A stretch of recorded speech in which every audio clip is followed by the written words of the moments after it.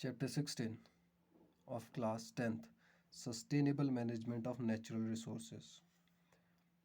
तो sustainable management of natural resources का मतलब होता है कि जो भी रिसोर्सेज हमारे आसपास है हमें उन्हें सस्टेनेबल वे में मैनेज करना है बिना उसकी ओवर एक्सप्लॉयटेशन किए, और हमें ये ख्याल रखना है कि ये चीज़ें हमारी आने वाली पुश्तों को भी मिले। चलिए हम इस पैराग्राफ को पढ़ते हैं। Living in harmony with the nature is not new to us. Nature के साथ हारमनी में रहना हमारे लिए कोई नई बात नहीं है। Sustainable living has always been an integral part of India's tradition and culture. जो सस्टेनेबल लिविंग है ये हमेशा से इंडिया के ट्रेडिशन का एक बहुत ही अहम हिस्सा रहा है। It has been integrated with our long lasting traditions and practice, customs, art and craft, festival, food, beliefs, rituals, folklore. तो ये जो सस्टेनेबल वे ऑफ लिविंग है ये हमारी लॉन्ग लास्टिंग जो ट्रेडिशंस हैं उनका हमेशा से बहुत ही अहम हिस्सा रहा है। जैसे आप कुछ फेस्टिवल्स जिनमें हम पेड़ों की पूजा करते हैं, फूड जिन्हें हम सिर्फ समय कुछ ही समय पे बनाते हैं, हमेशा नहीं बनाते हैं, बिलीव्स हो गए, कई चीज़ों के लिए बिलीव्स हमारे, जैसे पेड़ों के लिए बिलीफ कि उसमें ईश्वर बसते हैं, जैसे गाय हो गई उसमें ईश्वर बसते हैं। तो ये सारी चीज़ें क्या एक सस्टेनेबल वे ऑफ लिविंग को दर्शाती है। Ingrained with in us is the philosophy the entire natural world be in a harmony which is which means which is reflected in the famous phrase in Sanskrit Vasudev Kutumbakam, that is means the entire earth is one family. The phrase is mentioned in Mahopanishad and they probably the part of the ancient India text of Atharvaved. Guys तो इसे समझिए थोड़ा ढंग से। अथर्ववेद एक बहुत ही बड़ा उपनिषद है हमारे एशियन टेक्स्ट्स का, हमारे रिलीजियस टेक्स्ट्स का अथर्ववेद। और उसमें लिखा गया है संस्कृत में वासुदेव कुटुंबकम, जिसका मतलब होता है the entire earth is one family. तो आप इससे पता लगा सकते हैं कि हमारा जो कल्चर है वो कितना रिच है और उसमें जो सस्टेनेबल लिविंग है वो पहले से ही एम्बेडेड है। तो गाइस अब हम आते हैं अगले पैराग्राफ पे। In class ninth, we have learned about some natural resources like soil, air, and water, and how the various components are recycled over again in nature. आपने क्लास नाइन्थ में पढ़ा है जैसे सॉइल, एयर, वाटर, ये various components है, ये natural resources है और ये कैसे रिसाइकल्ड होते हैं, कैसे रिसाइकल्ड होते हैं हमारे नेचर में। जैसे आपने वाटर साइकिल के बारे में पढ़ा होगा, वाटर कैसे इवेपोरेट होता है, फिर उसके बाद कंडेंसेट होता है। Also, we learnt in the previous chapter about the pollution of these resources because of some our activities. आपने ये भी पढ़ा होगा उस चैप्टर में कि ये पॉल्यूट होते हैं, ये रिसोर्सेज पॉल्यूट होते हैं कुछ हमारी एक्टिविटीज़ के। In this chapter we should look at the some of our resources and how we are using them. इस चैप्टर में हम उन रिसोर्सेज के बारे में पढ़ेंगे और देखेंगे हम कैसे उनका इस्तेमाल कर रहे हैं।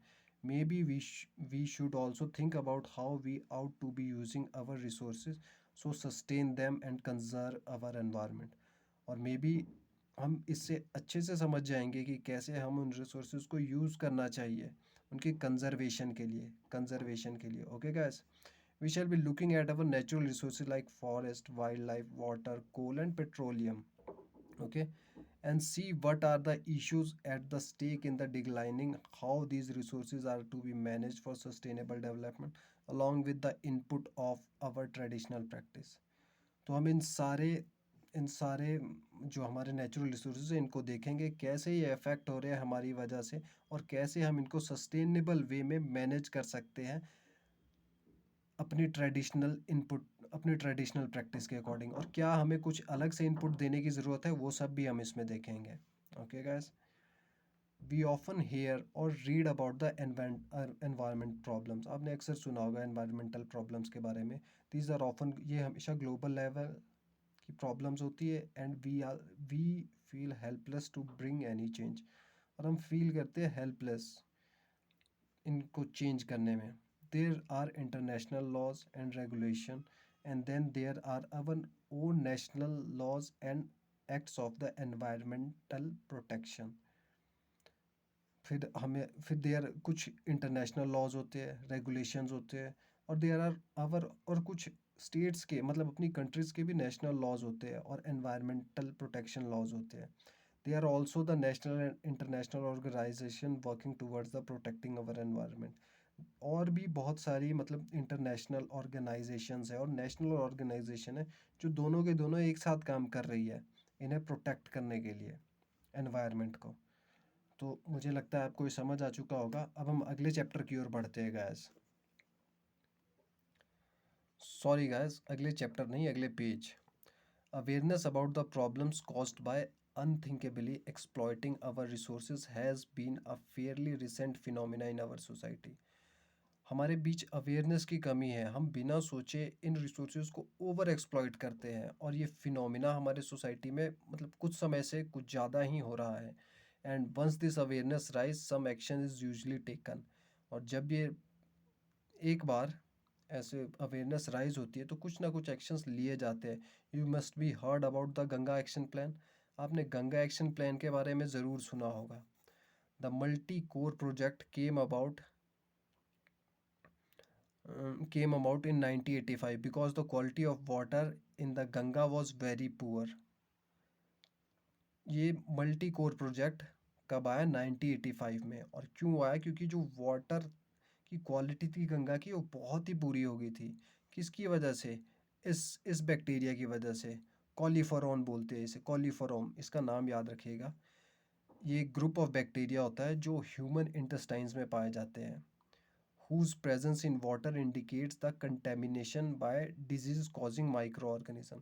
और जिसकी प्रेजेंस ये इंडिकेट करती है कि वाटर बहुत ही गंदा है और ये बहुत सारे इसमें बहुत सारे माइक्रो ऑर्गेनिज्म प्रजिस्ट करते हैं, मतलब रहते हैं। और ये और याद रखने वाली चीज़ है, ये एक फीकल कॉलोरीफॉर्म होता है। फीकल मतलब जो हमारे पॉटी डेफिकेशन से इसमें मतलब पैदा होता है। Faecal coliform level from the Gangotri to the Diamond Harbour. अब आप ज़रा इस ग्राफ को समझिए, देखिए, और आप देखिए, ट्रेस करिए इस कॉलीफॉर्म फीकल कॉलीफॉर्म के लेवल को फ्रॉम गंगोत्री जहाँ से गंगा ओरिजिनेट होती है और फ्रॉम द डायमंड हार्बर जहाँ तक गंगा गंगा जहाँ पे मिल जाती है गंगा सागर में। तो देखिए गंगोत्री में इसका लेवल -10 के आसपास है। उसके बाद धीरे धीरे ये बढ़ रहा है। फिर ऋषिकेश में भी ये काफ़ी कम है। वहाँ पे क्योंकि कुछ एक्शंस ऐसे लिए गए हैं, मेजर एक्शंस लिए जा रहे हैं कि जिससे इस बैक्टीरिया को ख़त्म किया जा सके। उसके बाद धीरे धीरे हम ऊपर आते हैं। ये 2011 और 2017 के रिकॉर्ड्स हैं। अब 2011 में देखिए ये देवप्रयाग में कितना हाई लेवल है इसका। ऋषिकेश में 2007 में इसका क्या लेवल है ये। और आज की हम सिचुएशन 2011 और हम मतलब एंड पॉइंट पे आके देखें तो हार्बर, डायमंड हार्बर में इसका क्या लेवल है। डायमंड हार्बर में ये एक लगभग 1000।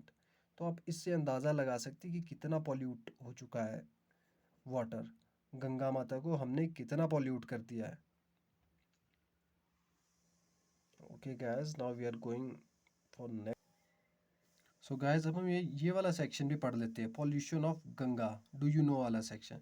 The Ganga runs its course from 2500 kilometre from Gangotri to Gangotri in Himalayas to Ganga Sagar in the bay of Bengal.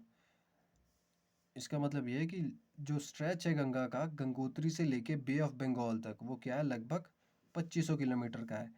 It is being turned into the drain by more than 100 towns and cities of Uttar Pradesh, Bihar, West Bengal and pour their garbage and excrete into it। इसका मतलब ये है guys कि ये इन state से गुजरती है और जो भी ये गार्बेज है और ये एक्सक्रीट मटेरियल है वो सब इसमें डाला डाला जाता है। It is largely untreated sewage is dumped into the Ganga every day. और largely untreated sewage guys, untreated sewage, और यही वजह है मेन जो कॉलीफॉर्म के लेवल को बढ़ाती है इन स्टेट्स में। In addition, think of the population caused by the other human activities like thinking, washing clothes, immersion or ashes or unburnt corpus। ये सारी चीज़ें भी उसमें डाली जाती है गंगा में। And then the industries contribute chemical effluents, गंगा's pollution load and toxicity kills the fish in the last section of the river। तो गैस जो बची कुची कसर है वो केमिकल फैक्ट्रीज पूरी कर देती है जो उस गंगा को इस लेवल तक पॉल्यूट कर देती है कि उसमें फिश की लाइफ परसिस्ट नहीं कर पाती है, वो भी मरनी शुरू हो जाती है, उसकी टॉक्सिसिटी बढ़ जाती है। Namami Gange programme is integrated the conservation mission approved as a flagship programme by the union government in June 2014। तो हमारी यूनियन गवर्नमेंट द्वारा एक Namami Gange programme, okay guys, integrated, जो इंटीग्रेटेड कंजर्वेशन, इंटीग्रेटेड था स्टेट और सेंटर के साथ, और ये फ्लैगशिप प्रोग्राम था, ठीक है गैस, जो 2014 में लॉन्च किया गया। It is launch to accomplish the twin objective of effective abatement of population pollution conservation and rejuvenation of the river Ganga। तो गैस, ये इसलिए ये प्रोग्राम इसलिए इम्प्लीमेंट किया गया था कि हम क्या पॉल्यूशन से कंजर्व कर सके अपनी गंगा को, और उसे रिजुविनेट कर सके, एक नए तरीके से तैयार, नया रूप दे सके। The national mission for clean Ganga is implementing wing to set up in October 2016, और ये 2016 से इम्प्लीमेंटेबल है। ओके गैस, तो इसे याद रखिएगा, ये आपके जनरल नॉलेज के लिए काफ़ी अच्छी चीज़ है। As you can see, there are some measurable factors which are used to quantify pollution or quality of water that we use for various activities. Some of the pollutants are harmful even when the present in very small quantities. We acquire sophisticated equipment to measure them. तो कुछ measurable factors है which are used to quantify the pollution or quality of water that we use the various activities। Some pollutants है वो harmful है, जो चाहे small quantity में भी क्यों ना हो गैस, और we require sophisticated equipment to measure them, और हमें एक sophisticated equipment चाहिए होता है उनको measure करने के लिए, जैसे कि pH scale आप देख सकते हैं, ठीक है, pH स्केल जो हमें बताता है कि क्या एसिडिक वैल्यू, एसिडिक कैरेक्टर है उसका, और ये एक यूनिवर्सल कैरेक्टर है। Okay guys, now we are coming here. We need to feel the powerless or overwhelmed by the scale of the problems because there are many things we cannot do to make difference। हमें feel करना चाहिए powerless gas और overwhelmed by the scale of problems, because हम इन problems के लिए कुछ नहीं कर पा रहे हैं, इतने बड़ी लेवल की प्रॉब्लम्स के लिए। You must have come across 5 hours. अब अगर हमें इन चीज़ों को कवर करना है तो एक हमारे पास 5 आवर्स टाइप की एक फिलॉसफी है, टू सेव द एनवायरनमेंट। और इन 5 आवर्स क्या है ये? Refuse, okay guys, reduce, reuse, repurpose and recycle. Okay, हम बारी बारी से इन सबको समझते हैं। Refuse guys, this means to say no to thing people offer you that don't need. Refuse to buy the products that can harm you and the environment. Say no to the single use plastic carry bag। तो guys हमें उन सारी चीज़ों को refuse करना चाहिए जो क्या हमारे हेल्थ के लिए ख़राब है, हमारे एनवायरनमेंट के हेल्थ के लिए ख़राब है। एग्जाम्पल के लिए ले ले तो आप plastic carry bag, single use plastic carry bags, okay. Reduce, you this means that you use less. You save electricity by switching off unnecessary lights and fans, and you can save water by repairing leak taps. Do not waste food. You can think of the other things that you can reduce the usage। तो reduce शब्द का मतलब है gas, हमें जो existing हमारी needs है, हमें उनमें जो वेस्टेज है उसको रिड्यूस करना है। जैसे हमें अननेसेसरी लाइट और फैंस को नहीं जला के रखना है, फूड को अननेसेसरीली वेस्ट नहीं करना है, ओके गैस। रीयूज, रीस का मतलब ये है कि guys try to use reuse as much as possible. आपके पास जो भी चीज़ है आपके आसपास, उनकी दोबारा यूज़ करने की कोशिश कीजिए। जैसे कि हम जूस की बॉटल्स लाते हैं तो उसमें पानी रखने की कोशिश कीजिए, उनमें पौधे लगा दीजिए, सिंपली रिवाइज कीजिए। जैसे पिकल जार्स होगी गैस, और भी किचन्स के मतलब प्लास्टिक वेस्ट, मेनली जो प्लास्टिक वेस्ट मटेरियल्स हैं, try to use those waste materials as much as possible, okay guys। Repurpose guys, ये सेम है रीयूज की तरह, रीयूज से, कि जैसे कोई चीज़ अगर आपकी बेकार